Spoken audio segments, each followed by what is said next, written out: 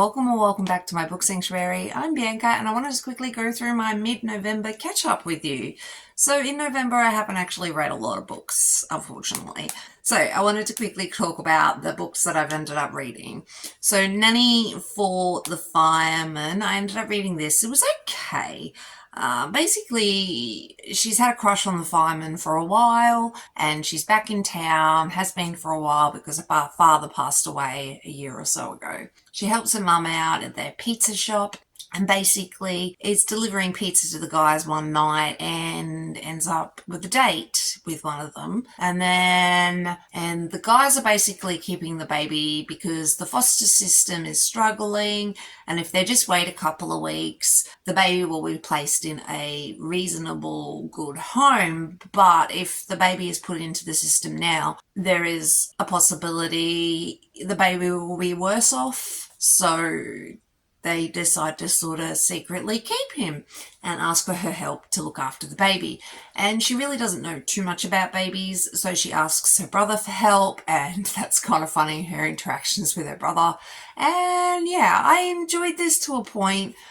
A bit of it was a little flat. The baby was cute. I really do like how that all sort of tied in, and the baby's name and why the baby was left on the doorstep of the firehouse. And I liked those reasons, and I liked the biological mother because of the reasons. And yeah, it was okay, I guess. It was a typical Why Choose book, I guess, in a lot of ways. Then I ended up reading Gardens and Ghosts. So Gardens and Ghosts is the 5th book in the Relic series and the last one, unfortunately, which is kind of sad. But basically with Gardens and Ghosts, this one's about Montana and Henry, and Montana's like the leader of the group, kind of, and they basically find dinosaur fossils and rescue them from black market people, more or less. And there's this fossil that they've just learnt about, and it's one of the shifters that has been fossilized. I can't think of the word. Anyway, Montana is trying to retrieve this because, you know, the implications of this is a lot for them. I mean, it could possibly continue on their species as dinosaur shifters and learn a bit more about themselves. And yeah, these are gay romances. They're male-male. Montana has previously had a partner, but unfortunately Reaper passed away before this series even started. But he's still, you know, there's still Reaper's presence amongst the group. He's still mourned and lost. And Henry is a new shifter that they found, and he is just so sweet and innocent and a great plant father, and he's just so cute and he's so sweet, and Henry is just beautiful. He really is. And he has a thing for Montana, and I really love how Henry listens to Dalton, which he probably shouldn't, because if you've read Smash and Grab, you know what Dalton's like. He is a funny fucker, and he sort of means well, but yeah.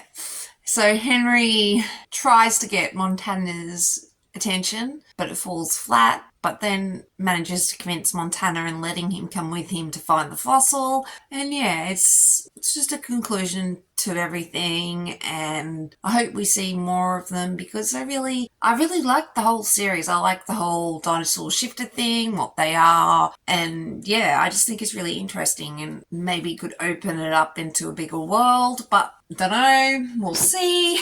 Hopefully, because I guess there is potential for spin-off series, so I'm fingers crossed for a spin-off series of that. And then I read Double Pucked.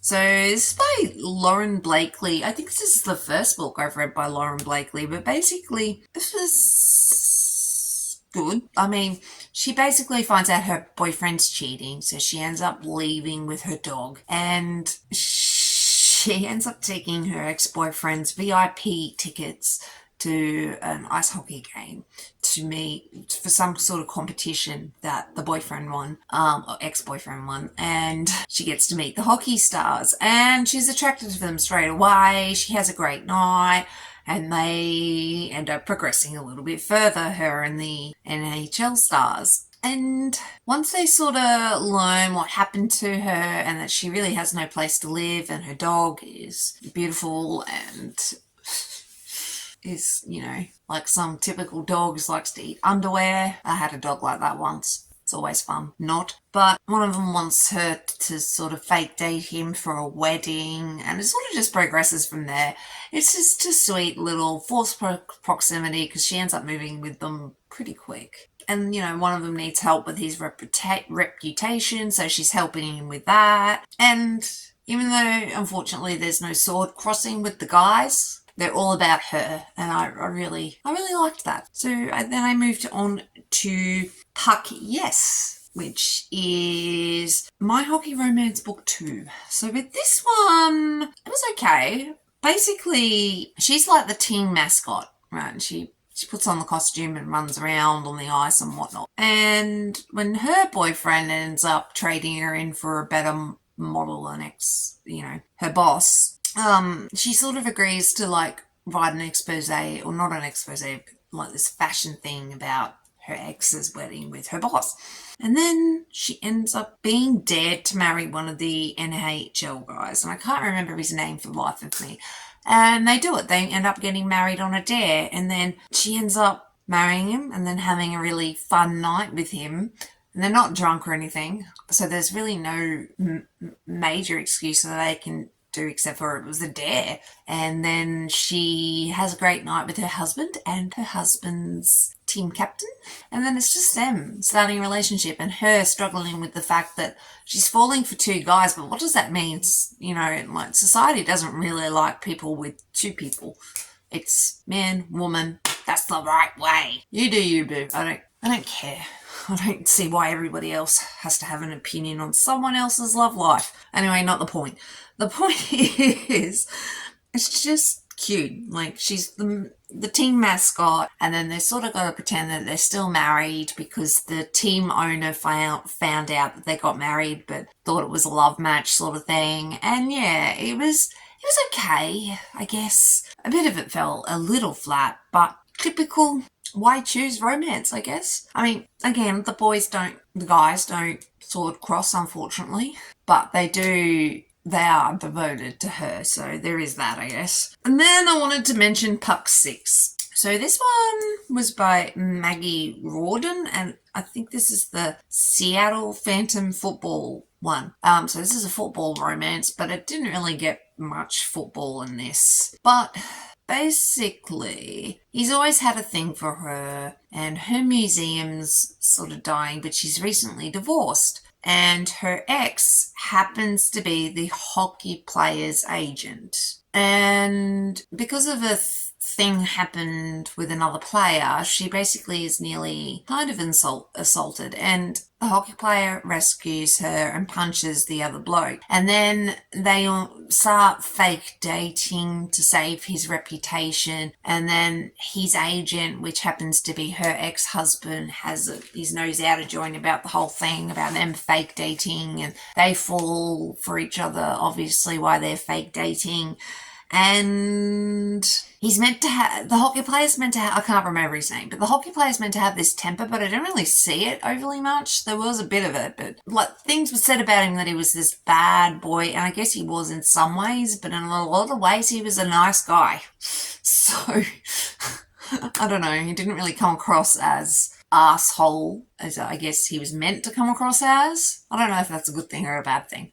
And, the hockey player and the agent were meant to be best friends, but they weren't really friends anymore. And yeah, it was okay. I mean, they obviously developed feelings for each other, and yeah, there's really not much to say about this one. I guess I just got on a little bit of a hockey romance moment since I read 3 in a row. But yeah, that's basically all the books I've read so far this month. I'm hoping to read a few more, but you never know. I'm starting to get ready for our trip. We go away at the end of December to the United States of America. But yeah, we're going to California, and that will be fun. Never been to America before, so it's going to be interesting. It's also going to be winter over there, so that's going to be interesting. Hopefully I won't get sick with the change of weather for me from going from hot to cold. I also don't deal with the cold very well. I live in Queensland for a reason. It's warm here. It's generally hot. We don't really get a definition of the seasons here. It's just hot, maybe a little bit cold for a minute, and then hot. That's about it. Melbourne's further down south has probably got better weather definitions. Gets more colder down there. So I think I'm going to struggle, but I don't know how cold it is going to be. Obviously, we're going to a ski resort and all that. I'm hoping I won't break a bone. I've never skied in my life, or snowboard in my life. I don't know what's easier, so we'll see. Sorry if you can hear the neighbourhood dogs. They have moments. I think it's very funny, actually. One of the dogs, there's the little hole to put your hand in through the gate to obviously open it up. And every time the dog's going off, all you can see is its big mouth through the little hole going, it's fucking funny. Anyway, I'm going off on a tangent again, but I can't remember what I was saying, so it's probably not that important. Anyway, thanks so much for watching. Really do appreciate it, and I'll catch you in the next one. Bye, guys.